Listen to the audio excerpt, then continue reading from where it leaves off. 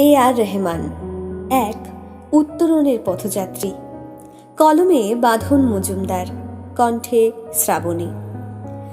এ আর রহমান শুধু এই নামটা স্মরণে এলেই আমাদের মনের পর্দায় ভেসে ওঠে কয়েকটি মন ভরানো শব্দ: উৎকর্ষ, পূর্ণতা আর স্বস্তি।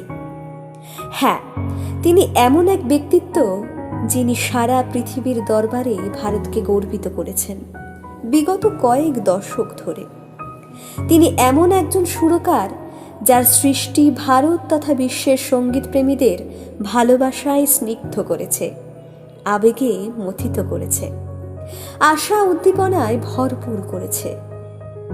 1992 সালে মুক্তিপ্রাপ্ত হিন্দি ছায়াছবি রোজার সঙ্গীত পরিচালক হিসেবে যার জয়যাত্রা শুরু।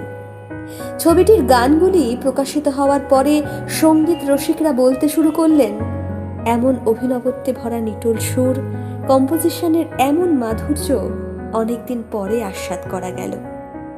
তার সৃষ্টি সুরের বর্ণ তারপরেই বইতে লাগলো।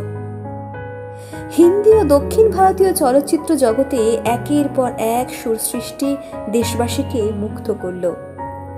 তেমনি প্রায় 1.5 দশক আগে মুক্তিপ্রাপ্ত ছবি স্লামডগ মিলিয়নিয়ারের তার অপূর্ব সুর সৃষ্টি দেশ ও আন্তর্জাতিক অঙ্গনে তার জন্য রাজমুকুট এনে দিল।